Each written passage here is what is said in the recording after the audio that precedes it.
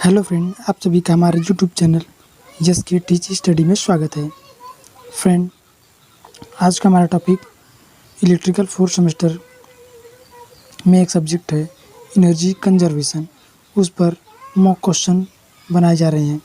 जैसा कि आपको पता है कि पॉलिटेक्निक का अब डेट पुनः आ चुका है। इस बार कंफर्म डेट है। अब देखिए आगे क्या होता है। तो फ्रेंड, उसी को बनाया जा रहा है कि अभी हमारे पास कम से कम 20 से 25 दिन का समय अभी शेष है, नियर अबाउट। तो फिर हम उसमें देखिए मॉक क्वेश्चन बना रहे हैं, जिससे कि हमें सिलेबस को कवर करने में और पेपर देने में आसानी होगी। तो फ्रेंड, चलिए समय व्यर्थ न करते हुए वीडियो स्टार्ट करते हैं। फ्रेंड, देखिए हमारा पहला क्वेश्चन क्या है। वह ऊर्जा स्रोत जो बाजार में निश्चित मात्रा में उपलब्ध हो। हम उस ऊर्जा स्रोत की बात कर रहे हैं जो हमें बाजार में आसानी से मिल जाता है। जैसा कि आपको पता है कि हमें केरोसिन, कोयला, ये सब हमें बाजार में मिल जाता है। देखिए क्वेश्चन क्या कह रहा है, उस पहले उसे आराम से समझिएगा। तो कह रहा है कि वह ऊर्जा स्रोत जो बाजार में निश्चित मात्रा में उपलब्ध हो। तो हमारा वाणिज्य एनर्जी सोर्स है। ऑप्शन में दिया रहेगा आपको, जैसे दे दिया अवाणिज्य, वाणिज्य, और ऑप्शन में दिया ए और बी और दे दिया कोई नहीं। तो हमारा जो बाजार में निश्चित मात्रा में मिल जाता है वह हमारा होगा वाणिज्य ऊर्जा स्रोत। ठीक है, चलिए क्वेश्चन नंबर दूसरे पर चलते हैं। देखिए यहाँ पर कहा है कि वह ऊर्जा स्रोत जो बाजार में निश्चित कीमत पर उपलब्ध नहीं होते हैं, अर्थात जो बाजार में हमें आसानी से नहीं मिलते हैं। मतलब देखिए पहले हमें बाजार में जल्दी क्या नहीं मिलेंगे, जैसे हमारे कृषि के अपशिष्ट हो गए, जैसे कि कुछ लकड़ियाँ हो गई छोटी मोटी, और उसके बाद हमारे पशुओं के गोबर के उपले हो गए। ये सब हमें अक्सर बाज़ार में नहीं मिलते हैं। तो उन्हीं पर बात करी जा रही है कि वह ऊर्जा स्रोत जो बाज़ार में निश्चित कीमत पर नहीं उपलब्ध होते हैं। तो हमारा अवाणिज्य ऊर्जा स्रोत होगा। ये इसमें भी आपको ऑप्शन में दिए रहेंगे कि हमारा पहला वाणिज्य ऊर्जा स्रोत, दूसरा अवाणिज्य, तीसरा में दोनों दे देगा और चौथा में कोई नहीं। तो जो हमारा पूछेगा कि जो हमारा क्वेश्चन पूछेगा वो यही इसी तरह से पूछेगा कि बाज़ार में निश्चित कीमत पर उपलब्ध ना हो वे ऊर्जा स्रोत। तो हमारा आंसर होगा अवाणिज्य ऊर्जा स्रोत। ठीक है, क्वेश्चन नंबर तीसरा। देखिए यहाँ पर आपका डाउट क्लियर हो जाएगा, क्योंकि यहाँ पर अवाणिज्य और वाणिज्य ऊर्जा स्रोत को लिखे हैं हम। देखिए अवाणिज्य ऊर्जा के मुख्य स्रोत क्या क्या है। देखिए कृषि अपशिष्ट हो गए, जलाने की लकड़ी, पशुओं के गोबर। ठीक, इससे आपको स्पष्ट समझ में आ गया होगा। Question number fourth. देखिए वाणिज्य ऊर्जा के मुख्य स्रोत क्या क्या है। तो देखिए हमारा प्राकृतिक गैस है, बिजली का तेल है, इत्यादि। ठीक है, अब देखिए यहाँ से हमारा ऑप्शन अब शुरू होता है।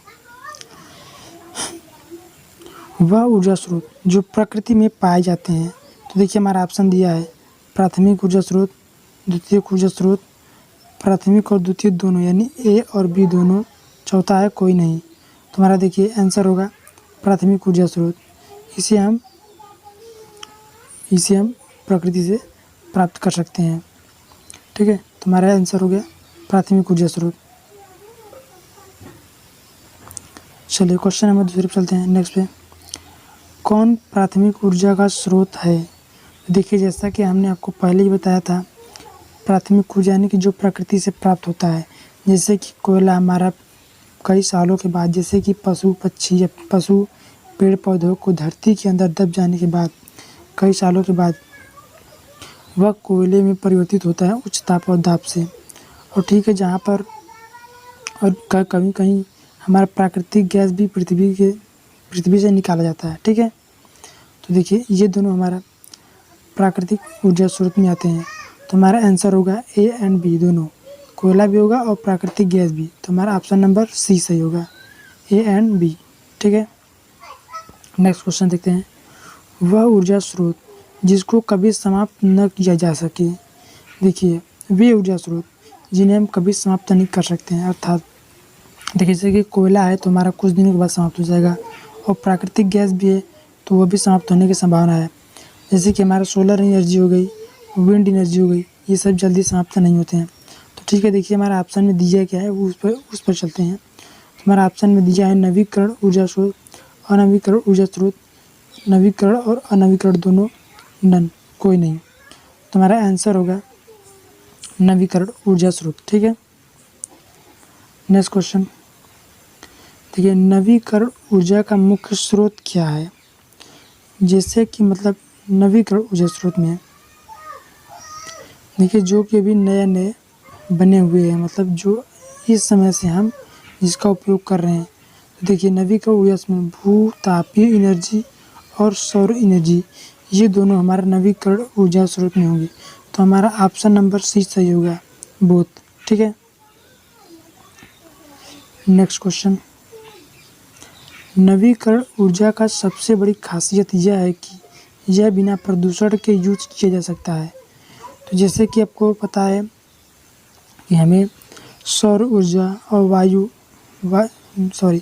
सोलर एनर्जी और विंड एनर्जी से हमें कोई प्रदूषण नहीं होता है। तो हमारा ऑप्शन पहला सही है, ट्रू। देखिए अगला क्वेश्चन, कोयला जीवाश्म ईंधन का रूप है। तो सही है, जैसा कि हमने आपको बताया कि कोयला पृथ्वी के अंदर कई हजार वर्षों के बाद पेड़ पौधे, पशु, जीव जंतु इत्यादि के दफन हो जाने के बाद उच्च ताप और दाब के कारण कोयले का निर्माण होता है। तो वे हमारा जीवाश्म ईंधन का ही रूप है। तो ठीक है, हमारा पहला ऑप्शन सही है, कोयला जीवाश्म ईंधन का रूप है। नेक्स्ट क्वेश्चन देखते हैं, प्राकृतिक गैस किस प्रकार का मिश्रण होता है। देखिए प्राकृतिक गैस ऑप्शन है पहला अकार्बनिक, दूसरा है हाइड्रोकार्बनिक, तीसरा A&B, चौथा नन यानी कोई नहीं। तो हमारा आंसर होगा A&B यानी कार्बनिक और हाइड्रोकार्बनिक दोनों पदार्थों के मिश्रण होते हैं। ठीक है,